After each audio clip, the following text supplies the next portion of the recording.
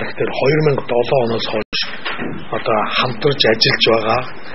Яаманд байхдаа бол бас миний хорон тооны бус зөвлөхөр ажиллаж байсан Гамбат гэж залуу бид гурав мэдээлэл хийнэ. За нэгдүгээр өнөөдөр юу гэж тэмээ гэхээр ямаа яриад байдаг болж байна. Уг нь бол тэмээний тухай ярьсан ямаа ярьсан одоо ихлэ бид нар ямаага танилцуулъя гэж бодож байна. Ямаа гэдэг нь юу гэхээр нөгөө нэг нууцлалын зэрэгтэй гэрээ гэдэг байна.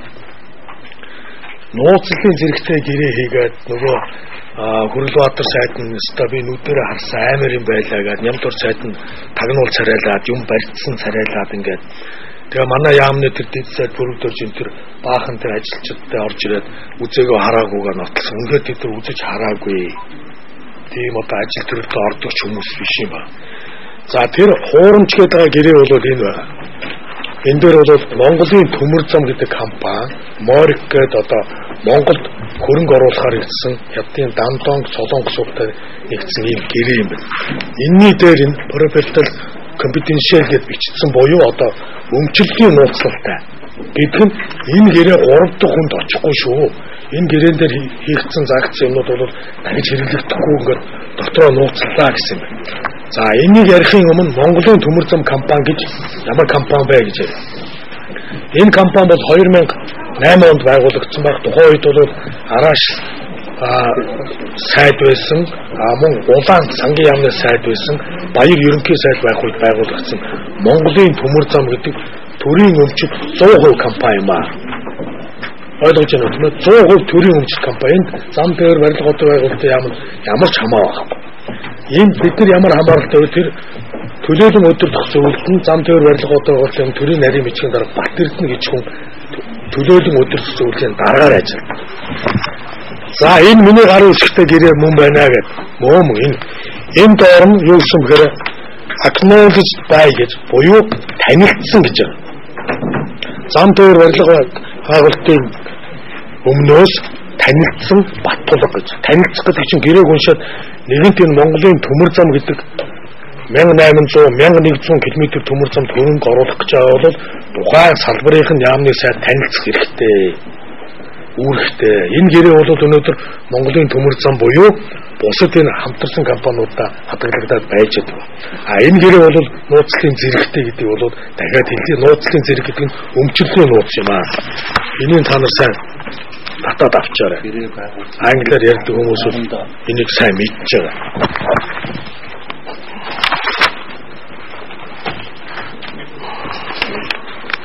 Тэнтэй холбоотой нэг зам байгуулсан тэгээд нөгөө нэг юу ч одоо хүртэл тэр яваад таарсан юм.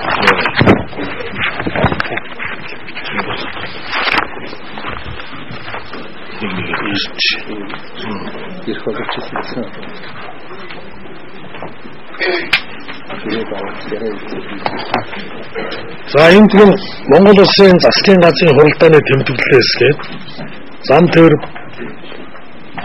барилга хот байгуулалтын яамд Монгол Улсын засгийн газрын 2009 оны 4-р сарын 13-ны өдрийн хуралдаан 23 дахь тэмдэглэлээс хэлэлцээ хийх эрхийг олгох тухай шийдвэрлсэн зам дээр барилга хот байгуулалтын салбарт хэрэгжүүлэхээр төлөвлөж байгаа томоохон төслийн санхүүжилтийн талаарх саналыг хэлэлцээд уул уурхайн бүтээгдэхүүн нийлүүлж гэрээ байгуулах сонирхсан хөрөнгө оруулагчтай яриа хэлэлцээ хийхийг зам дээр барилга хот байгуулалтын сайд Баттулгад зөвшөөрөө. Хөрөнгө оруулагчтай хийсэн яриа хэлэлцээний дүнг засгийн газар танилцуулан асуудлыг шийдвэрлүүлж байхыг зам дээр барилга хот байгуулалтын яамны сайд Баттулгад даалгаваа гэж танилцсан материалууд байна. Танилцуулсан материалууд.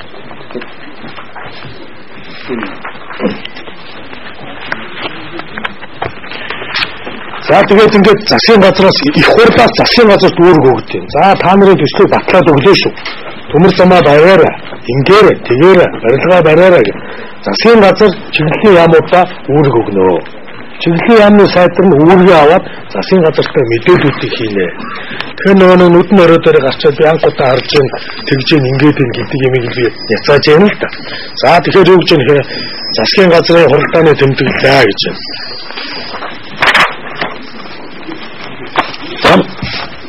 Монгол Улсын засгийн газрын хуралдааны тэмдэглэлээс зам дээр барилга одоолтын яам гэх. Төрөөс төмөр замын тээврийн талаар шинэ бүтээн байгуулалтын талаар зэрэг баримт бодлого баттагдсан зэрэг баримт бичиг тусгагдсан автозам төмөр зам ажуур дээрээ зохицолгоор байгуулах төслүүдийн бэлтгэл ажлын явцын талаар зам дээр барилга одоолтын сайд Батболор засгийн газрын гишүүдэд танилцуулваа. Үүнтэй холбогдуулан төслүүдийг хэрэгжүүлэхэд оролцох хөрөнгө оруулагчийг сонгон шалгаруулах болцолд гэрээнд гарын өсөг зурсны урамшуулал, уул уурхайн бүтээгдэхүүнээр баталгаа гарах, татвар болон урьдчилгаа төлбөр зэрэг тодорхой шалгуур болгон авч үзэх нь зүйтэй гэж үзвэ гэдэг ингээд засгийн газрын хэрэгжих газар буюу ингээд юмнууд байна. Энэ юмнуудыг ингэж сайн үзүүлэхгүй бол бүгдээрээ одоо мэдэхгүй. Энэ одоо нууцаар гэрээгээр нууцаар төмөр зам барьсан тухай яриад байгаа. За дахиад 2010 оны 9-р сарын 1-ний өдрөө 46 дугаар тэмдэглэлээ. Төрөөс төмөр зам тээврийн талаар баримтлах бодлого хэрэгжүүлэх арга хэмжээний талаар зам дээр барилга одоолтын сайд Батболор засгийн газрын гишүүдэд танилцуулваа. Танилцуулаад үүнтэй холбогдуулаад тийм үүрэг өгвөө гэж. За дахиад засгийн газрын хуралдааны тэмдэглэлээс 2011 оны 2 дугаар сарын 23-ны өдрийн хуралдааны 8 дугаар тэмдэглэл. Зам дээр барилга одоолтын сайд Батболорыг 2011 оны 2 дугаар сарын 23-26-ны өдөр Солонгост ажлын айлчлал хийхийг зөвшөөрч өдөр төмжийг ерөнхий сайдаар батлуулахаар тогтвоо гэж юм.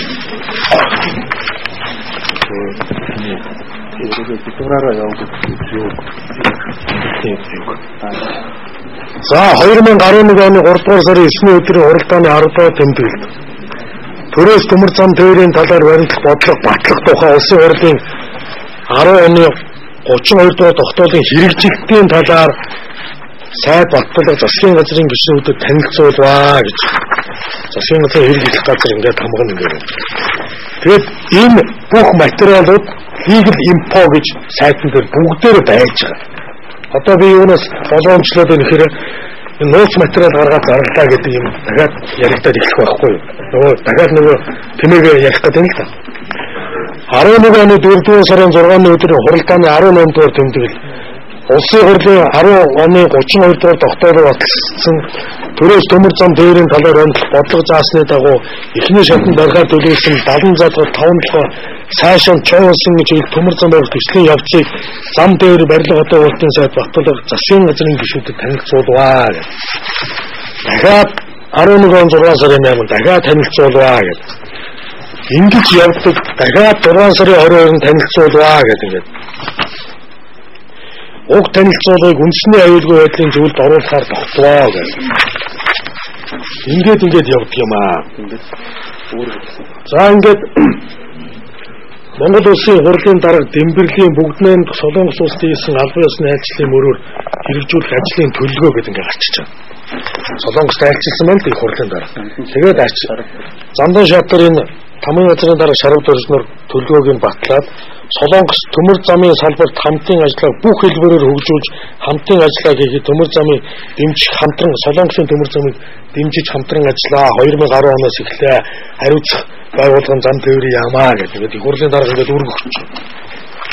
Ийм чиглэлээр юм явд юм аа. Түүнээс биш тэр нямд оржийн одоо тагнуулчин царайлж бариад байгаа шиг ууцаар юм хийгээд янз бүрийн байдлаар ингээд явдаг юм ерөөсөө байхгүй. Түрүүн бид саяын тэр гэрээг хэллээ тийм ээ.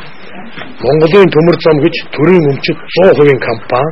Энэ компанийг тухайн үед Раш сайд, Улаан сайд, Баярын үед байгуулсан компани. Энэ бол маш зөв байгуулагдсан компани.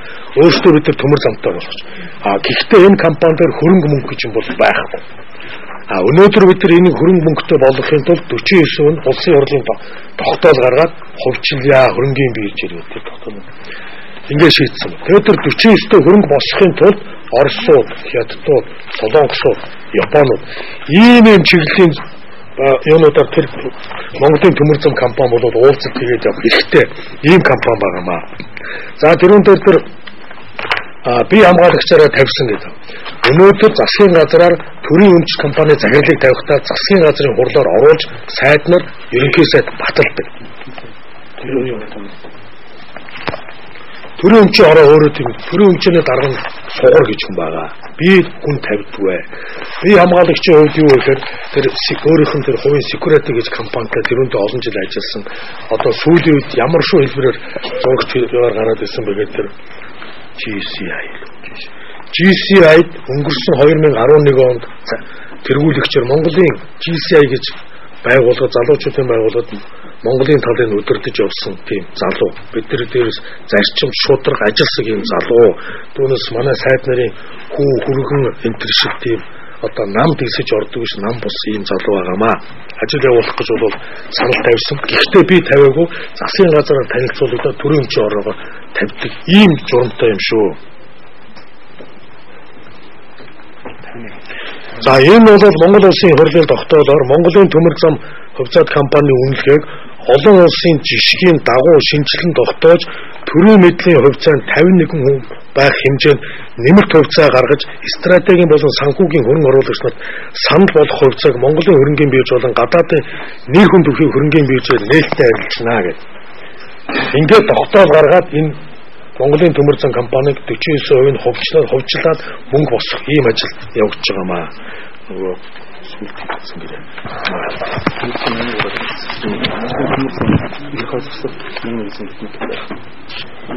За Монгол улсын засгийн газрын тогтоол 2010 оны 11 сарын 3 гэж байна. Улсын хурлын 2010 оны 32 дугаар тогтоолоор батсан төрөөс төмөр замын тээврийн талаар баримтлах бодлогоор гээд 1100 км төмөр зам хөрөнгө мөнгө босгох талаар юм тогтоол гарсан байж.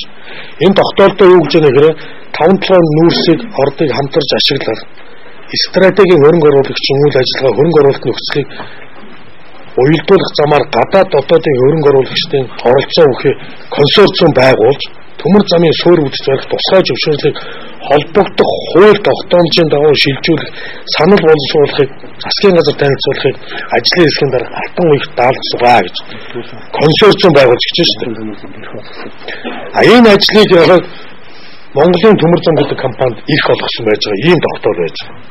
Ерөнхий сайд Батбол, Шадар сайд Алтуугийн ангиж байна. Энэ тогтоолын дагуу саяын дээр яриад байгаа Морк гэж яриад байгаа Mongolian Railway Infrastructure Company гэж товчиж Морк гэж яриад байгаа компани захиа бичээд танай төмөр замд хөрөнгө оруулъя гэдэг юм захиа бичсэн байна. Энэ компани эренгүүтээ ерөнхий сайдтай уулзсан байна. Ерөнхий сайдын зөвлөх гарсан. Энэ компани өөрөө ерөнхий сайдтай уулзаад танах бид нар стратегийн хөрөнгө оруулагч, стратегийн партнер болъё гэдэг саналаа тавиад энэ захиа бичээд бид нар энэ компанитай уулзж яасан. Ингээд Монголын төмөр зам гэдэг компани хамтарсан компани байгуулад энэ хамтарсан гэрээтэй би өөрөө танилцсан гарын хэлж болсон шүү. Тэр манайхан тэрийг сайн ойлгоорой. За энэ ажлын хэсэг гэдэг байгаа юмд ямар хүмүүс байдаг вэ гэдэг. Тэгэхээр энэ чинь бол би өдөртөө ингээд яваад авахгүй шүү дээ. Ерөнхий бодлогоо бол өдөрт нь үйл ажиллагааг бол ажлын хэсэг гэж хүмүүс байгуулдаг. Ажлын хэсэгт нь бол ямар хүмүүс байдаг вэ гэхээр